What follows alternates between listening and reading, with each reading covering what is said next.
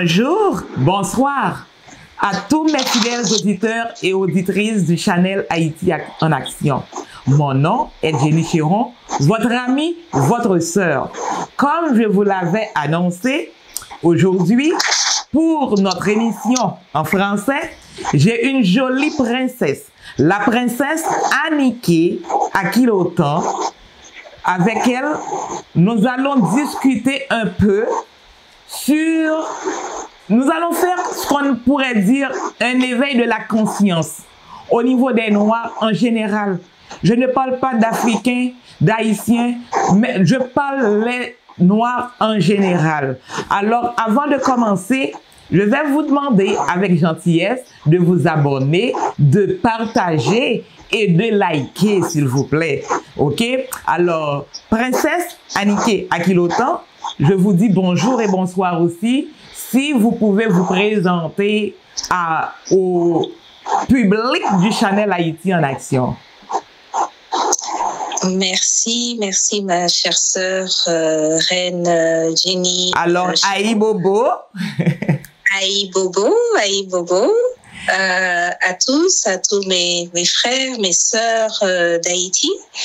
Je suis princesse Anniké Akilotan, de lignée royale du Nigeria, Bénin, par mon père, également par mon père du Congo-Brazzaville et d'Angola, et du Togo et du Ghana par ma mère. Je suis née à Brazzaville et je vis au Burkina Faso. Je suis mère de 2 enfants et je suis panafricaniste engagée. Okay. Quand je dis engagée, c'est que j'ai une vision bien particulière du panafricanisme. J'ai travaillé dans le système des Nations Unies pendant pratiquement 11 ans. Après me rendre compte que ma voie était ailleurs. Et donc, je suis sortie du système pour me consacrer à ma panafricanité et être en mesure de comprendre les pièges, les choses cachées qu'on ne comprend pas forcément, mais qui sont des armes pour nous maintenir dans la pauvreté, l'instabilité, la violence, les guerres, la famine. Donc, voilà un peu comment je peux me présenter. Alors, comment tu as pu trouver ta voie? Quand je veux dire, tu es en Afrique, on va parler de l'Afrique comme un continent pauvre, même quand il est riche. Ça veut dire, on travaille dans le système ONG, et puis d'un coup, on dit on veut changer de voie parce que on veut mener une lutte. La lutte qu'on a en commun, bien entendu. Comment tu as pu trouver cette voie-là d'un coup pour changer et puis tu dis, waouh, aujourd'hui, il faut que je change le fusil d'épaule? Le changement de direction est un appel, en fait. C'est un appel que l'on entend pendant plusieurs années, mais qu'on ne comprend pas forcément bien. Comme je l'ai dit, depuis toute petite, j'ai toujours eu cet amour profond pour mon pays, pour mon continent, pour l'Afrique, pour mes frères qui ont été déportés, pour la culture, pour la spiritualité. Mais bon, on a été programmés par un système éducatif que l'on connaît, qu'on a suivi, on a eu des diplômes, mais il y a toujours cet appel très sourd qui te dit non, c'est pas la voie. Non, c'est pas la voie. Mais on continue quand même parce qu'on est dans un système. Il faut travailler, il faut avoir de l'argent pour se nourrir la famille. Et on continue dans ce système. Mais quand le déclic a vraiment commencé, c'était en 2014. Ça, c'était vraiment un réveil spirituel, en fait. Et donc, j'ai eu cette révélation où j'ai compris que dans ma spiritualité même, parce que on a embrassé des spiritualités qui sont pas les nôtres, je n'étais pas dans la voie. Et donc, j'ai j'ai décidé d'arrêter, en fait, d'arrêter, comme on dit, de ma chrétienté, j'allais dire. Hein. Donc ça a été déjà, ça a été un choc pour mon père, paix à son âme, mon petit papa. Ça a été difficile pour lui parce que bon, il nous a transmis ce que ses propres parents lui ont transmis. Et donc, non, j'ai dit non, je sais que c'est difficile pour toi, mais je ne me retrouve pas là et je me retire de ça. Okay. Maintenant, j'ai dit que j'ai travaillé dans le système des Nations Unies et je me suis rendu compte à un moment donné que c'est pareil, je tournais en rond et on n'arrivait pas dans tous les programmes. Hein. J'avais à charge la prévention du VIH, donc la prévention des jeunes, la prévention des femmes et des enfants. Et j'ai fait des campagnes, j'ai mobilisé voilà, plein de gens, des milliers de personnes pour des campagnes et tout, mais j'étais toujours pas à l'aise d'aller distribuer des préservatifs à des adolescents. Et je me suis dit non, on peut faire ça autrement. On peut le faire autrement. Donc j'ai commencé à chercher, à retourner à la source pour comprendre qu'est-ce qui était cette stabilité qu'on a perdue. Et je rends grâce d'avoir trouvé cela et d'être sortie du système. Bon, on va dire qu'on m'a sortie du système parce que j'ai commencé à parler un autre langage pour dire que c'est pas possible. Ça peut pas se faire comme ça, on peut le faire autrement. Et d'ailleurs, tout ce qu'on fait est fait pour qu'on n'ait jamais de résultats en réalité. On n'atteint jamais les résultats. On a des statistiques, oui, mais on n'a jamais de résultats. Et donc, je suis sortie de ce système et je développe vraiment autre chose, fondée sur la Ma'at, qui est notre source, notre repère d'harmonie, d'équilibre, et qui est également le sceau du pouvoir et de la gouvernance. Voilà un peu comment je suis sortie du système. OK. Mais quand tu regardes en général, parce que tu as toute une lignée, tu m'as parlé du Nigeria, Angola, Congo, tu es au Burkina Faso, c'est le Bénin, tout ça est dans ton ADN. Mais tu voyages dans ces pays-là, tu es dans des groupes où tu parles avec d'autres frères africains, d'autres sœurs africaines comme moi aussi. Je suis pas mal de communautés africaines parce que moi, j'adore observer le comportement humain pour voir comment je peux m'améliorer aussi. Je voulais voir des ressemblances, que ce soit un noir ou un blanc. Le noir, lui, tout dépendamment où il est, dans son continent, dans son pays, ou s'il a été déporté pour aller en Haïti de génération en génération ou aux États-Unis, ok? Je voulais voir comment on pense par rapport là où on habite, le milieu qu'on est, le type de vie qu'on a. Comme j'ai pu constater, on a été en Haïti, nous autres, on nous a kidnappés et déportés là. On a développé autre chose parce qu'il fallait sortir de cet esclavage-là où on nous fouettait. Mais quand pour vous autres, vous êtes restés dans le continent, mais il y a eu aussi une autre forme de colonisation. Ce que je peux remarquer, c'est que la mentalité n'est pas différente. Comme par exemple, je peux voir, il y en a d'autres qui vont le faire. Je vais citer ce pays-là spécialement. C'est pas que je verse quelque chose directement, mais quand je vais parler de ce pays-là, ça ne va pas être différent de d'autres pays africains.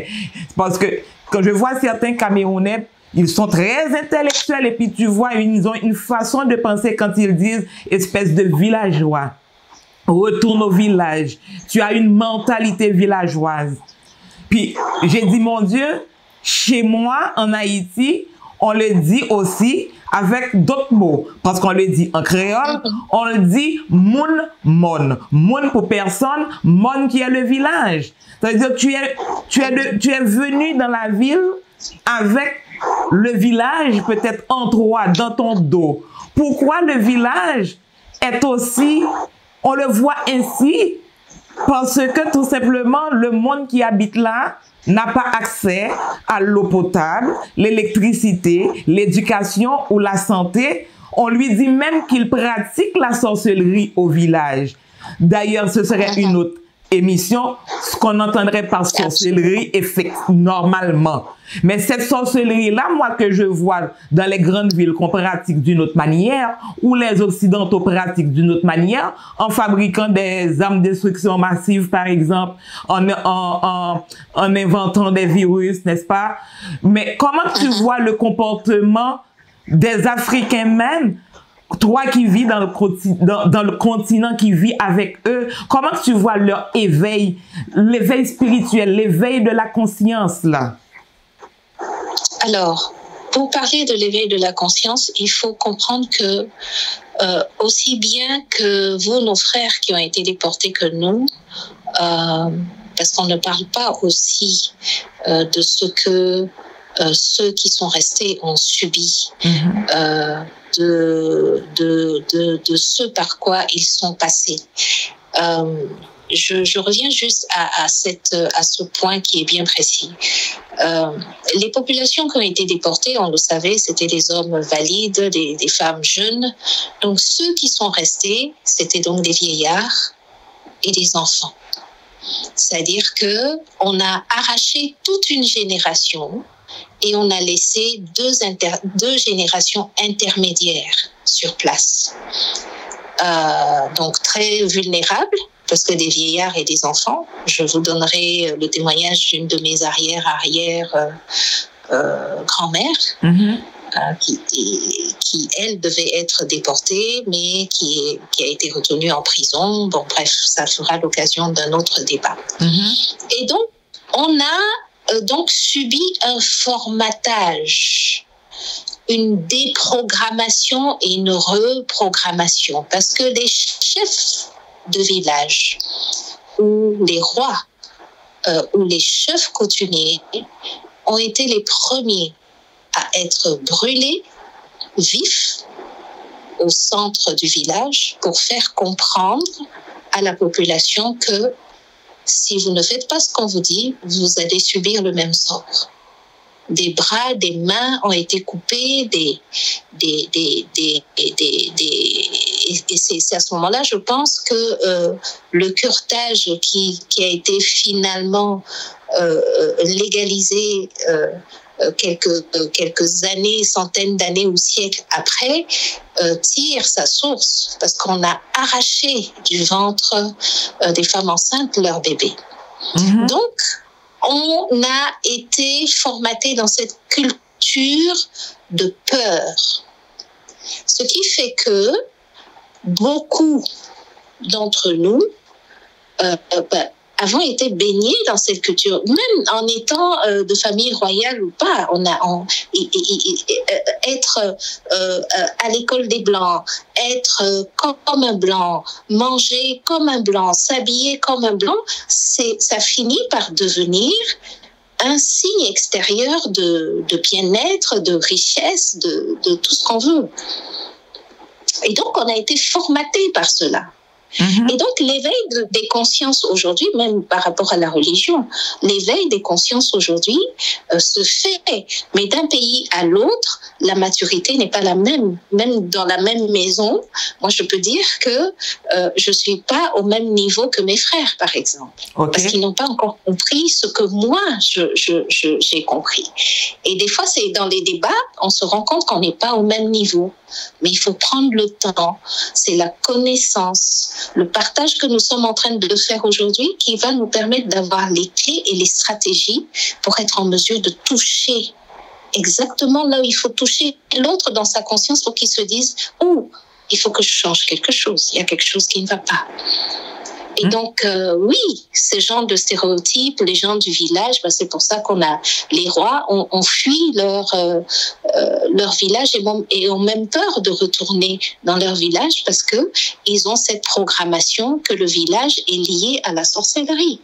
Mais qui est-ce qui a dit que notre tradition est de la sorcellerie ? C'est ceux qui sont venus nous opprimer, nous oppresser, mais qui ont quand même pris nos artefacts pour aller les remplir sous les caves du Vatican, dans leur musée, et qui ne veulent pas nous rendre. Pourquoi ? Parce qu'ils savent très bien. Dans la plupart de nos villes, les églises sont en face des temples traditionnels. Pourquoi? Comme Parce chez qu'il y a nous. une histoire, Comme chez nous. histoire qui n'a jamais été racontée. C'est-à-dire que l'histoire de nous qui sommes restés, de ce que nous avons subi, de ce que nous avons vu, nous ne connaissons pas cette histoire. Et c'est de notre responsabilité de commencer à écouter les derniers anciens qu'il reste pour qu'on puisse réécrire cette histoire. Parce que ça va nous permettre également d'harmoniser entre vous et nous, d'harmoniser nos connaissances et ça va nous permettre de nous unifier véritablement. Parce que leur histoire, on le sait, a été falsifiée, mais leur histoire nous programme également. Mm-hmm. Oui, il y a de nos frères qui ont été complices de cette traite. Oui, absolument. Il faut le reconnaître, il faut réparer, il faut réparer tout ça et passer à autre chose. Mais oui, ceux qui sont restés aussi ont subi énormément de tortures, mais des choses incroyables, mais dont on ne parle pas et dont les enfants d'aujourd'hui n'en savent rien parce que ça n'existe pas dans leurs livres d'histoire ou de géographie Non, ça n'existe pas. Donc on a toute une réforme à faire parce que justement, si on veut amener cet éveil des cultures, cet éveil dans la conscience, il faut qu'on passe par la vérité, qui doit être réhabilité. Parce que oui, effectivement, dans les villes, les gens ne savent même plus quelles sont les herbes médicinales. Dès qu'on te voit avec des herbes et tout, on se dit, mais qu'est-ce que tu veux faire? Tu veux faire un rituel? Mais c'est quoi un rituel? Exactement. C'est comme le noir a peur, surtout pour certains chrétiens, ou bien beaucoup, je ne peux même pas dire certains, automatiquement, qu'on va chercher des feuilles, pour faire un bain, pour faire une tisane, alors que la forêt, c'est une pharmacopée que vous me dites encore dans la Bible. Ensuite, il me donne des versets bibliques pour me dire que les feuilles, les fleurs serviront de guérison pour les nations. Si je regarde la lune pour planter, il faut aller chercher la partie scientifique aussi. Qu'est-ce qui se passe? Absolument. Quand la lune, elle est pleine pour pouvoir planter? C'est quand pêcher les poissons. Ça va avec la lune. Mais automatiquement, on va me dire que j'adore la lune, c'est de la sorcellerie. Oui, que l'astrologie, par exemple, est satanique, mais ça n'a rien à voir. Mais ils sont venus apprendre tout ça ici. Mais pourquoi quand Jésus est né, on suivait les étoiles, je ne sais pas, pour dire que là où le bébé était. Ben justement. Parce qu'on a parlé d'étoiles. Oui, oui. Tantôt, tu as parlé d'une chose qui est très importante en parlant de unification. Ça, il y a un grand travail à faire. Le travail que je vois, que moi je suis ça de partout, comme moi je suis une personne, j'ai l'esprit très ouvert, je suis prête à apprendre partout. Ce que je vais parler là existe chez nous, en Haïti. Quand je dis chez nous, en Haïti, une division entre la peau claire et la peau noire, les gens de la ville et les gens du village. C'est toujours comme ça. Ensuite, chez vous, en Afrique, il y a beaucoup de pays, on va parler d'une division, d'une guerre tribaliste. Ça veut dire, lui, si on est au Cameroun, on va dire, il est Bassa, il est Balimenke, il est si c'est au Bénin, je ne sais pas.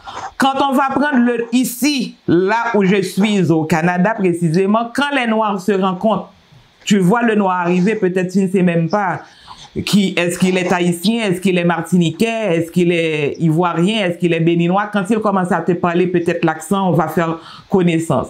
L'haïtien, lui, parce que c'est pas parce que je suis haïtienne que je ne vais pas le dire, a tendance à être hostile à un Africain pour dire, oh, lui, quand il va arriver, il pense. Mais j'ai dit, il faut enlever cette mentalité-là. Puis, ma compatriote va me répondre, oh, va lui dire qu'elle est haïtienne, tu vas voir comment elle va être frustrée. J'ai dit, si un Africain est frustré parce qu'on lui dit qu'il est haïtien, même s'il est un intellectuel, c'est qu'il ne connaît pas l'histoire. C'est parce que c'est là que la guerre se retrouve. Certains Noirs américains qui sont aux États-Unis, peut-être puisqu'ils sont là des générations, vont penser qu'ils sont supérieurs aux Noirs qui est en Afrique. C'est cette division-là qui me dérange, qui m'aide énormément, qu'il faut faire ce travail-là pour partager les émissions, pour qu'on puisse comprendre. On nous a divisés de partout pour nous battre entre nous autres.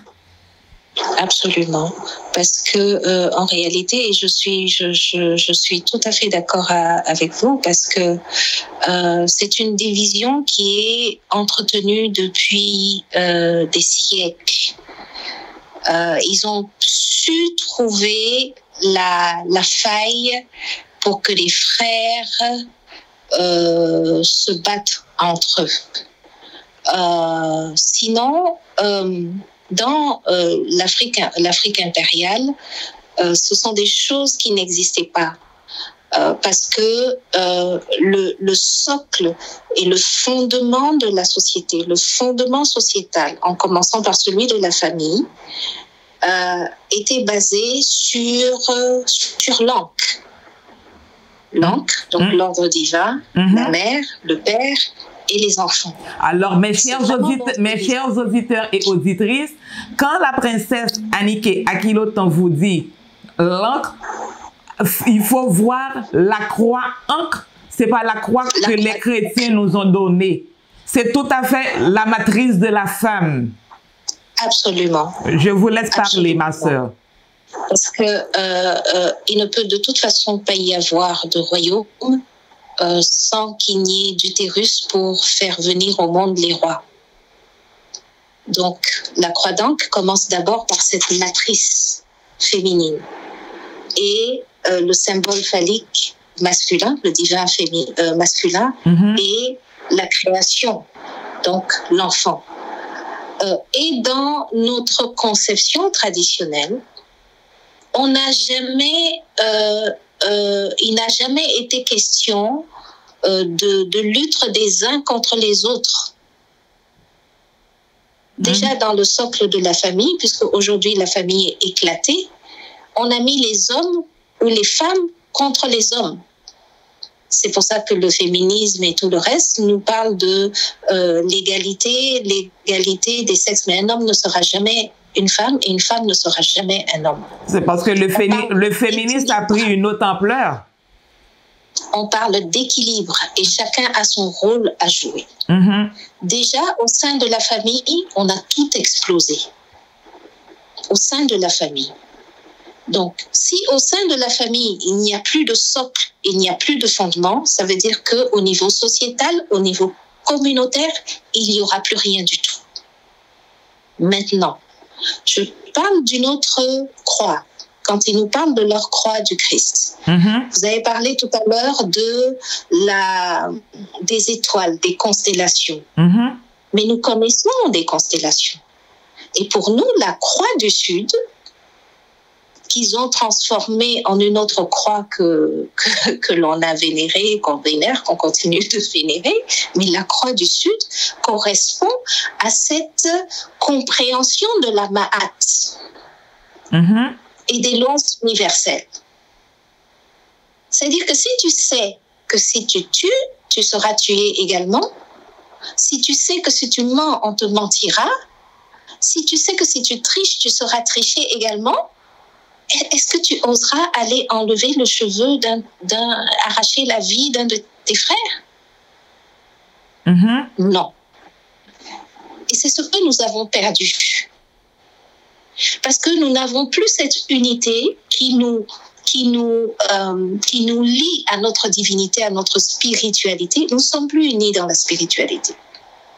Chacun fait ce qu'il veut, comme il veut.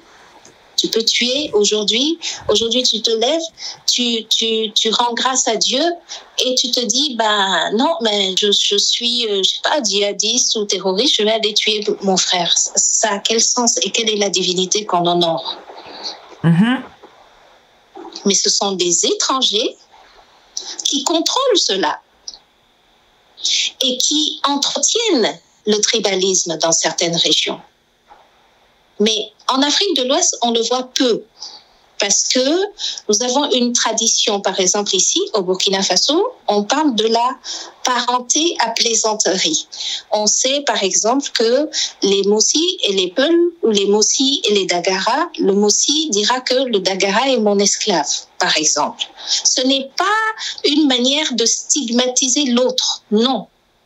C'est la parenté à plaisanterie. C'est comme ça que entre cousins, entre ethnies, on est ensemble, on partage ensemble parce qu'on sait quelle est, selon la hiérarchie, quelle est la position des uns et quelle est la position des autres. Mais on a perdu tout ça. À cause de quoi? Ben, le fétiche roi qu'on appelle l'argent.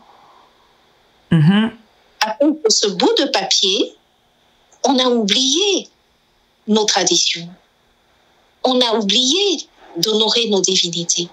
Et on est capable d'aller tuer l'autre, alors que dans le socle, le fondement, il est question d'équilibre. Il est question d'amour. Il est question de réciprocité. C'est ce qu'on appelle Ubuntu. Ce que je veux pour moi, ce que je fais pour moi, je le fais pour toi. Je suis parce que tu es. Si je suis bien, c'est parce que tu l'es aussi. Mais on a oublié ça. On oublie de retourner à la source. Oui, on oublie tellement d'honorer nos divinités que ce qu'on fait, on va dans d'autres divinités, même à vouloir ressembler avec eux, ce qui nous donne que la femme noire, elle est en train de se décolorer. Les cheveux, on change les cheveux alors que c'est toute une force, nos cheveux, pour être en connexion avec la nature, décolorer la peau, au point que le grand divin ne va pas nous reconnaître tel, parce qu'on n'est pas venu sur terre comme ça, une mélanine qui n'a pas de prix. Mais le divin ne nous reconnaît pas. La terre nous en veut, parce qu'on a dévié de la source et qu'on est en train de faire autre chose. Malheureusement, on a embrassé ce que ces gens nous ont inculqué, qui est devenu notre manière de vivre et notre manière d'être, mais notre cosmogonie ne nous reconnaît pas. Donc, on a un sérieux travail pour arriver à cette unification. On a un sérieux travail non seulement d'élévation de la conscience, mais cette élévation de la conscience va nous permettre d'aller dans un processus de repentance entre nous-mêmes, pour nous-mêmes individuellement, afin que la Terre se dise, OK, ils ont compris, les énergies et les fréquences sont en train de changer pour le bien, eh ben, on va les accompagner. On n'a pas de protection en ce moment, en fait. Parce que la Terre attend que nous revenions à la source. La Terre attend que nous puissions nous reconnecter à elle. C'est pour ça qu'on a tant de catastrophes. On n'arrive pas à comprendre pourquoi. Mais les gens, ils se disent pourquoi. Ben, j'ai dit, mais si vous regardez bien, vous pouvez, c'est évident, c'est sous votre nez. Il faut retourner à la source. Alors, ma sœur, nous allons respecter notre temps de pause. Je vous rappelle, mes chers frères et sœurs, vous êtes toujours avec moi, votre sœur Jenny Chéron, sur le channel Haïti en Action. J'ai aujourd'hui avec moi Princesse Anniké Akilotan. Vous voyez qu'elle a toute une... Comment je peux dire? C'est nigérienne, angolaise, togolaise, béninoise, africaine. Donc, il y a tellement de lignes là qu'elle est obligée de dire qu'elle est africaine. Bien que moi, quand je dis africain, je dis toujours l'Afrique, c'est un continent. De quel pays exactement? Donc, moi aussi, je dois me brancher à la source en Afrique, comme on sait, princesse. C'est pas pour longtemps, donc ça s'en vient. Donc, on va respecter le temps de pause. S'il vous plaît, n'oubliez pas de partager, de vous abonner et de liker, s'il vous plaît. Un moment, on vous revient.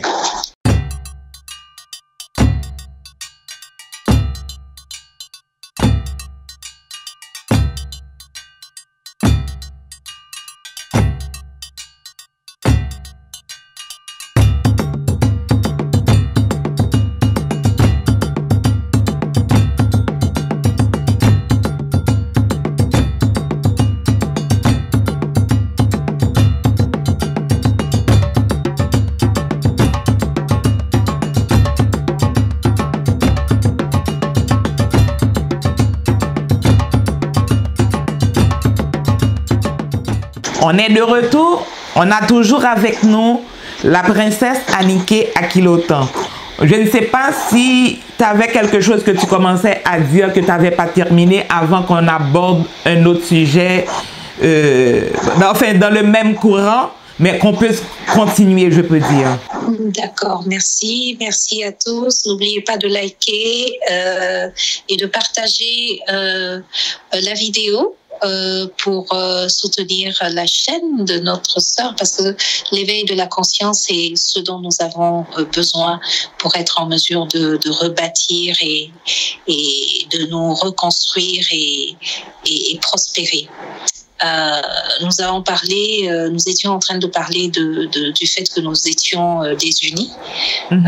C'est justement parce que nous nous sommes éloignés en fait de la source, consciemment ou inconsciemment. Nous payons en fait aujourd'hui les conséquences. Une autre conséquence aussi du fait qu'on se soit détourné de la source, c'est que on a été, on est dans un point où la manipulation des forces, comment j'allais dire, occidentales et tout est arrivé à un tel niveau qu'on se rend même pas compte. Après les indépendances, des traités ont été signés avec les États africains.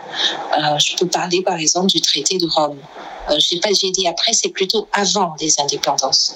Parce que quand ils ont su que bon, ces gens-là, ils sont assis sur le territoire le plus riche du monde, et la Providence fait toujours des choses extraordinaires. Parce que partout où l'Africain se trouve, qu'il soit sur le continent ou à Haïti ou ailleurs, partout où l'Africain se trouve, ce sont des terres de ressources extrêmement riches. Oui, pour en ne parler effet. que d'Haïti, l'on sait très bien quels sont les enjeux par rapport à Haïti, Ouais. par rapport à la richesse d'Haïti. Et donc, des traités ont été signés pour nous maintenir dans cet état de pauvreté, d'assistanat. À travers les ONG. Oui, bien sûr, à travers les ONG, mais des traités qui ont lié en fait nos États et qui entretiennent en fait cette pauvreté, alors que ça n'a pas de sens. Vous avez des États qui ont de l'or, des ressources. Pour parler par exemple du Niger, ils ont de l'uranium.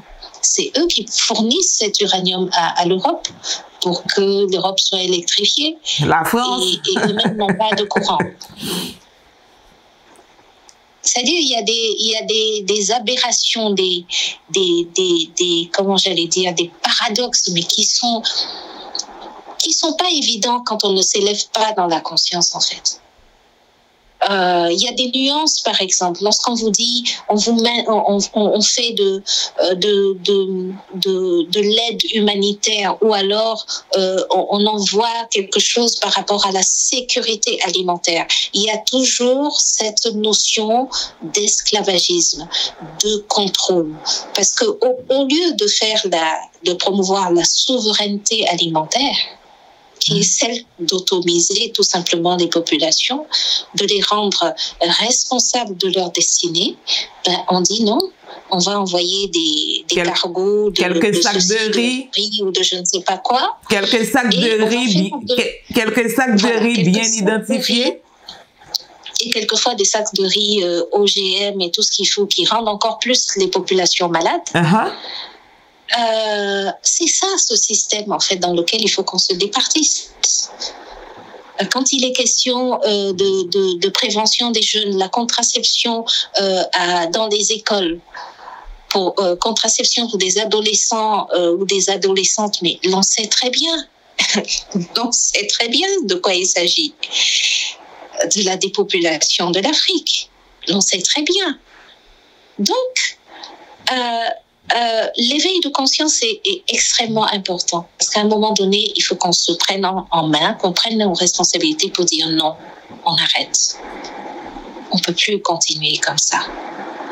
Mais bon, malheureusement, c'est un système qui nourrit aussi certains de nos frères et qui n'ont pas intérêt à perdre leurs privilèges, parce qu'aujourd'hui, tout tourne autour de l'argent.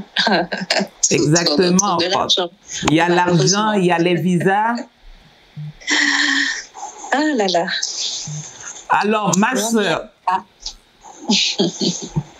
sœur, comme tu es au Burkina Faso et on suit un mouvement, le mouvement, c'est d'un coup, on a notre jeune capitaine là qui est brave et puis il se tient debout pour faire toute une révolution. Mais une révolution peut-être que les Haïtiens ne sont pas prêts pour faire, même quand moi je serais là pour dire je suis à la tête, mais pour faire cette révolution-là, il faut que ton peuple te suive. Ce que je peux comprendre, c'est que le capitaine, il est là avec une vision, mais c'est que le peuple burkinabé le suit. Comment tu vis ça au Burkina Faso actuellement, ce mouvement, le développement peut-être qui est en train de se faire? Ce que l'on peut dire, c'est que l'arrivée de notre président, le capitaine Ibrahim Traoré, a changé la perspective de beaucoup d'entre nous. Il est venu en ayant cette énergie. Mais quand je dis énergie, je parle vraiment d'une énergie divine, parce que il est très jeune, mais il a une sagesse et une intelligence et une vision surtout. Parce que bon, quand on cherche de l'argent, juste de l'argent, on ne voit pas plus loin que le bout de son nez et on cherche juste ce qu'on peut manger pour aujourd'hui et puis on verra demain. Et les actions, et l'une des premières actions qu'il a posées, ce n'est juste que hier, je partageais avec une amie, je disais, mais c'est quand même extraordinaire parce que il a pris le pouvoir et tout le monde dit que c'est un putschiste ou je sais pas quoi, machin et tout. Mais il n'y a pas une seule goutte de sang qui a été versée. Ok. Il a pris le pouvoir, il n'y a pas un homme qui a perdu la vie. Ça veut dire déjà beaucoup de choses. Deuxièmement, il prend le pouvoir et il s'exprime. Et il explique à chacun. Tout le monde l'a vu, c'était à la télévision. Il a expliqué, il a appelé les associations, et il a appelé tout le monde pour expliquer, voilà la situation dans laquelle nous nous trouvons. Avant lui, personne ne savait exactement ce qui se passait dans ce pays. Personne. Ok. Et ce jour, il a fait pleurer tout le monde, moi y compris. parce qu'il y a eu une prise de conscience, en fait. Et les gens se sont dit, mais si on ne se lève pas, on va tous mourir, en fait. Là, je pense qu'il y a une... Excusez-moi, ma sœur, pour parler, et puis des gens qui pleurent, et puis il arrive comme ça, il est arrivé avec une énergie qui a vibré sur son peuple. Oui, mais c'est une énergie divine. Oui. C'est de ça qu'il s'agit. C'est une énergie divine. Parce que il est arrivé, tout le peuple était derrière lui, parce que les gens sont épuisés, sont fatigués, et ont envie de voir ce changement. Mais comme dit la chanson de Michael Jackson, if you want to change the world, you have to look at yourself and make that change. S'il n'incarnait pas ce changement, je pense que rien n'aurait bougé. Et les résultats sont palpables, qu'on l'aime ou qu'on l'aime pas. Ouais. Les résultats sont palpables, c'est visible, c'est clair. Et puis voilà, on n'a pas besoin d'aller dans des compromis, de faire des courbettes à des gens dont on sait pertinemment qu'ils n'en ont rien à faire de nous voir nous développer, mais qui ont juste besoin qu'on continue d'être des subordonnés, qu'on vient et qu'on nous exploite. Et puis voilà, non, le peuple est fatigué. On a envie de vivre dans cette prospérité, on a envie de vivre bien dans notre pays. Et on en est fiers. Donc, il y a des brigades. La population s'est organisée. Il y a des brigades, il y a des gens qui veillent. S'il y a un seul mouvement, ils montent l'alerte pour que tout le monde sorte. Pour protéger notre roi David. Voilà. Il est là. Et je pense que son impact est interplanétaire. Oh oui. Le continent. Et c'est pour ça que je dis c'est une énergie divine, parce qu'il apporte un vent de changement. Il a apporté, en tout cas pour ceux qui avaient encore les yeux fermés, il a permis à beaucoup de gens d'ouvrir les yeux pour se dire non, il a raison. Il y a quelque chose qui ne tourne pas dans le bon sens. Il fait ce qu'il a à faire. Regardez ce qui s'est passé dernièrement et qui a donné l'ouverture à cette mobilisation mondiale du 30 mars. Ah ouais. Parce que j'ai l'impression ce général américain-là ne pensait pas que il allait avoir une mobilisation comme ça dans le monde où l'Afrique est debout, même les Noirs aux États-Unis sont debout. Absolument. Mais en réalité, quand je dis que c'est une énergie divine, c'est que ce général lui-même s'est exposé, en fait, et a révélé au monde entier le vrai fond de leur pensée. Il s'est exposé lui-même. Et donc, la Providence faisant ce qu'elle a à faire, mais même les Blancs ont dit non, il faut arrêter, parce qu'ils comprennent. On comprend aujourd'hui ce qui se passe en réalité. Et donc, toutes nos prières, toutes nos énergies vont vers notre président, vont vers lui. Ça, c'est comme ça. Il y a quelque chose de très important, j'ai vu qu'il a fait, c'est comme il a choisi une journée pour les ancêtres. Absolument, le 15 mai. Ça, c'est important. Absolument, absolument important. Et c'est ce que je dis, en fait. Le retour à la source est extrêmement important. On a suffisamment, comment on a dit, rejeté, qualifié de sorcellerie tout ce qui est traditionnel, alors que non, ce n'est pas vrai. Et effectivement, il faut faire la part des choses. Il faut savoir aussi qu'il y a des pratiques que même dans nos pratiques traditionnelles, on a aussi dévié de certaines choses et qu'on a pris aussi de cet aspect brutal, violent et tout. Mais comme je le disais au début de notre partage, il faut qu'on puisse mettre toutes les choses à plat et que les vérités soient dites pour nous permettre une redirection. Ceux qui ont dit que la tradition était égale à la sorcellerie, ce n'est pas vrai du tout. Il y a des gens, il y a la vraie pratique spirituelle. Mm-hmm. Et juste... il y a celle aussi qui est liée à la sorcellerie. Il faut faire la part des choses. C'est juste, tout. Ouais.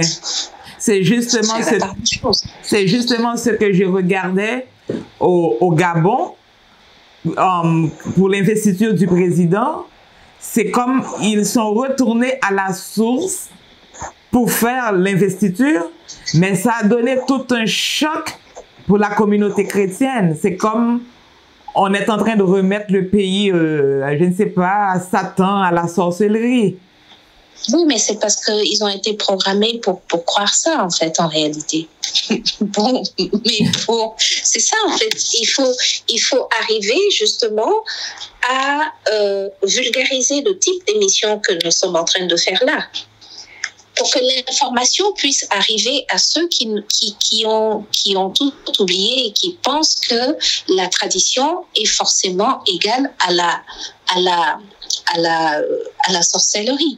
Si vous ne connaissez pas ce que c'est que la cosmogonie, si vous ne connaissez pas, en fait, on est dans le Gabon, si vous ne connaissez pas la cosmogonie des Bantous, donc au niveau du bassin du Congo, vous ne pouvez pas comprendre ce qui se passe, surtout quand on vous a formaté pour vous dire que tout ce qui est traditionnel est égal à la sorcellerie. Il faut qu'on arrive à ce point où on puisse avoir des émissions, on puisse éditer des livres, on puisse avoir des événements pour expliquer. Parce que l'Africain, l'Haïtien, pour lui, la tradition, bon, en fin de compte, on va dire que la tradition, elle est vaste. Mais l'Africain, l'Haïtien, dès qu'on lui dit traditionnel, si c'est là qu'il doit trouver un traitement naturel où il n'est pas obligé de prendre des médicaments chimiques qui engendrent encore une autre maladie, il a un problème. Alors que les médicaments sont fabriqués à base de feuilles aussi, peut-être 20%, qu'ils vont mettre 80 ou 75% de produits chimiques pour pouvoir, ils auront plus de médicaments pour la vente. Donc ça, c'est de la sorcellerie. Alors que... En fait, c'est la vraie sorcellerie, en fait. La vraie sorcellerie, c'est ça, parce que la nature, quand elle vous soigne pour de bon. Mais la médecine d'aujourd'hui, telle qu'on la connaît, moderne, elle vous soigne pour entretenir votre maladie et que vous soyez indéfiniment malade. C'est ça, la vraie sorcellerie, en réalité. Parce que c'est comme quand on a la médecine ayurvédique, par exemple, qu'on dit, qui vient de la ville d'Ifé, au Niger, qu'on appelle la pratique IFA. Quand on va rentrer vraiment dans le fond des choses, on va rentrer dans l'être humain, c'est toute une spiritualité, le corps humain, pour voir qu'est-ce qui ne fonctionne pas à l'intérieur du corps, que les choses fonctionnent. Quand on dit, tantôt tu disais, le père, la mère, l'enfant. Alors que dans l'église, on nous dit le Père, le Fils et le Saint-Esprit, mais où est la mère qu'on est en train de mettre la femme à côté? Il y a déjà un déséquilibre, en fait. Donc, le corps, lui, il est exactement ça, le côté gauche, le côté droit, et puis il y a le milieu, la colonne vertébrale, ok? Et puis les organes qui fonctionnent en paire, ils sont mari et femme en même temps. Quand on est malade dans un organe, c'est pas forcément lui qui est malade, ça peut être sa femme ou son époux qui est malade. On est malade, on a un problème cardiaque, ça peut être le foie, ça peut être quelque chose, vous comprenez? Donc, en essayant d'aller trouver qu'est-ce qui ne fonctionne pas, ou quelqu'un qui a un don, ce qui me dérange, un pasteur est là en train de prier sur la tête de quelqu'un, frapper la Bible sur la tête de quelqu'un pour chasser un démon parce qu'il a un don pour guérir une personne. Il faut qu'on arrête ça. C'est qu'il connaît le langage des démons, en fait. Vous savez, quand vous... Parce que le noir, on dirait que c'est le noir est le seul qui est en train de... Je ne vois pas le blanc chasser le démon, lui. Au contraire, lui, il est en train de le créer pour que les noirs puissent le chasser. Ben justement, dans la spiritualité africaine, le démon n'existe pas. L'enfer ou le paradis n'existe pas. Non. C'est une spiritualité qui est fondée justement sur l'Ankh et Ma'at. C'est-à-dire qu'on a des lois et tu sais que, bien sûr, il y a une hiérarchie divine. Il y a des divinités, il y a des orishas et tout ça. Mais la spiritualité africaine ne va pas te dire non, que ça n'existe pas, le paradis, l'enfer, les démons, je ne sais pas quoi. Ce qui est vrai, c'est que si tu observes les lois, si tu observes toutes les lois et les principes, tu feras du bien pour ta propre vie et pour ceux auxquels tu enseignes cela. Donc ta famille et puis toute la lignée. Et si tu n'observes pas la loi, ben, tu auras aussi le contraire de la loi. C'est aussi simple que ça. C'est pour ça que même aujourd'hui, dans certains villages, les femmes du marché n'enlèvent pas leurs marchandises sur les étals. Mm-hmm. Parce qu'on sait que si j'enfreins ma hâte, si j'enfreins la loi, je vais payer. C'est les lois universelles. On n'a pas besoin d'avoir l'enfer ou le paradis. Non. Quand tu connais la loi universelle, tu l'appliques et puis c'est tout. Oui. Quelqu'un qui a un marché et qui sait qu'on vient te proposer un marché, mais tu sais que le marché a déjà été donné à ton frère, mais tu passes à autre chose. Mm-hmm. Et c'est comme ça que notre société était régie. C'était pas une question d'aller en enfer ou d'aller au paradis, c'est une question de connaître la loi, de respecter Ma'at et de respecter l'Ankh. Mm-hmm, mm-hmm. Quand on respecte Ankh, donc l'ordre divin des choses, et qu'on applique la loi Ma'at, on crée justement ce paradis sur terre. C'est ce que Akhenaton a dit. Et ce qu'il a dit revient à cette prière du Notre Père. C'est ce qu'il a dit, hein? Mm-hmm, et c'est ce qui est écrit dans les hiéroglyphes. Mais Akhenaton a bien existé bien avant le livre d'il y a 2000 ans. Exactement. Oui. Donc, en fait, il faudrait qu'on continue à avoir ce type de discussion. Parce que de toute façon, là, je viens juste de dire quelque chose. Sinon, le peuple du livre d'il y a 2000 ans, c'est encore nous.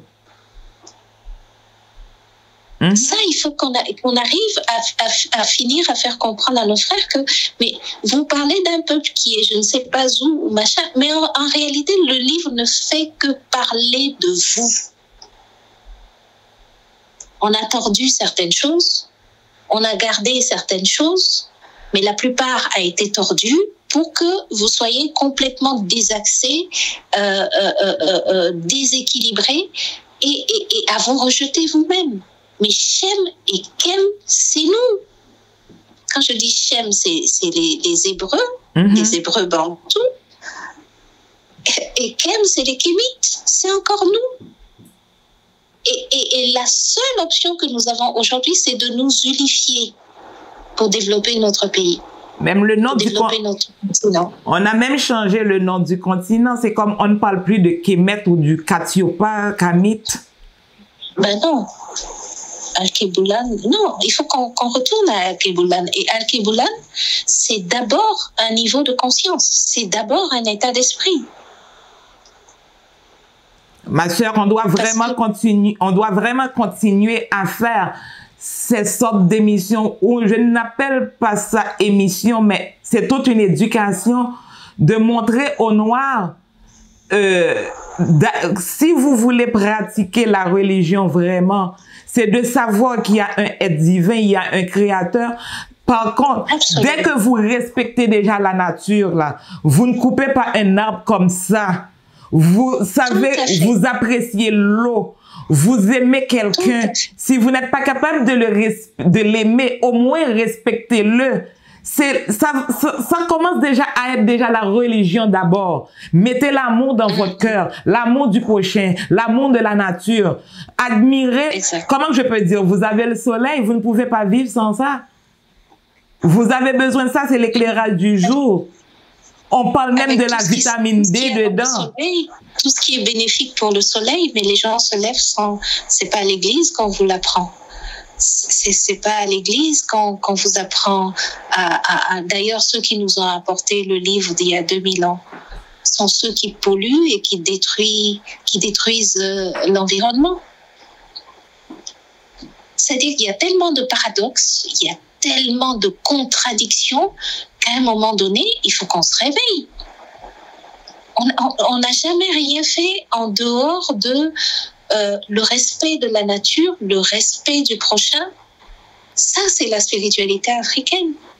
Mais ceux même qui prêtent serment sur le livre en question sont ceux qui créent des guerres, qui inventent des guerres, qui décident d'aller tuer, vacciner des populations entières ou de stériliser des femmes. Ça, c'est un gros sujet.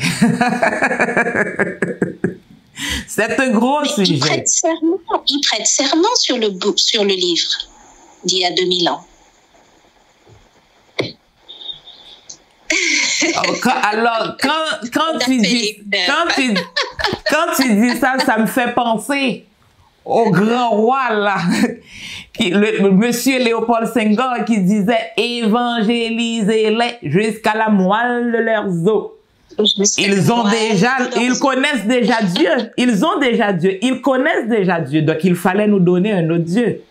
Le Dieu qui leur ressemble. Tout à fait. Et puis nous autres, on est là, on veut être blanc, on décolore la peau, on veut les cheveux lissés parce que automatiquement, on nous a tellement donné la photo d'un Jésus blanc qu'on adore, qu'on baisse la tête. Automatiquement, quand on est devant un blanc, vraiment, on veut baisser la tête. Bon, Yeshua n'était pas blanc. Tout le monde le sait, il était noir. La Vierge n'a jamais été blanche, elle est noire. D'ailleurs, le portrait de la Vierge noire est vénéré, mais dans les caves du Vatican. Bien sûr, c'est enfermé. On nous donne des vierges blanches fabriquées en Chine. Ben, voilà, c'est comme notre mère Isis. C'est elle qui a ce pouvoir de la magie de l'amour. Mais on a pris son obélisque et qu'on a placé à Paris. Paris, c'est pas Isis. C'est pas Paris, c'est juste Paris. Non, Paris-Isis. Il y a toute une histoire autour de ça. Ah oui, parce qu'il y a rien pour rien. Il faut analyser chaque nom. Pourquoi on appelle... Absolument. On voit Israël. Qu'est-ce qu'on voit dans... On va avoir pas mal d'émissions dans les mots, là. Isis sera elle. Oui, Isis sera Dieu. Isis. En tout cas. On doit retourner à la source. On a perdu beaucoup de choses. C'est pour ça que nous ne sommes pas unis. C'est pour ça que nous sommes dans ce sous-développement qui n'a aucun sens ça n'a aucun sens. Ça n'a ni queue ni tête. Ça n'a ni queue ni tête. Mais si on retourne à la source, on va se reconnecter à notre essence et laisser la divinité se fondre en nous et manifester sa pleine grandeur. Alors, c'est tout ce dont on a besoin. Ok. Alors, ma sœur, on est arrivé à la fin de l'émission. Ça a été vraiment un très grand plaisir pour moi. Donc, je vais vous laisser conclure, donner le dernier mot au public haïtien, au public africain, francophone en général, parce que il y a les Antillais francophones, les Africains. Bon, on vient partout d'une seule source. Je vais vous laisser conclure pour eux autres. Vraiment, je suis très honorée en fait d'avoir partagé une heure de temps avec vous, ma chère sœur. Et le seul mot que j'ai à dire, c'est que le renouveau panafricain, c'est pour maintenant. Et le débat que nous avons eu, ma chère sœur, aujourd'hui, en réalité, c'est le vrai panafricanisme. Ouais. On a commencé un peu avant l'émission déjà sur un travail qu'on doit faire bientôt. On ne va rien dire de ça, mais le travail est visible aujourd'hui là avec l'émission. Voilà, c'est le vrai panafricanisme. Quand on sera, quand on sera en Afrique. Voilà. Et donc, c'est ce que je voulais dire. Le vrai panafricanisme commence par ce retour à la source. Apprenons à savoir qui nous sommes. Retournons à la source pour comprendre nos traditions, les embrasser. Et oui, nos ancêtres attendent que nous le fassions.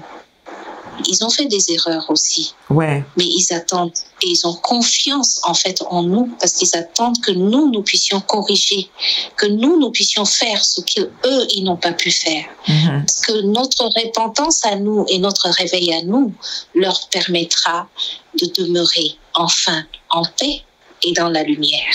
Merci et ça, beaucoup. C'est notre responsabilité. Merci beaucoup, ma sœur. Et merci. À la prochaine pour une autre émission.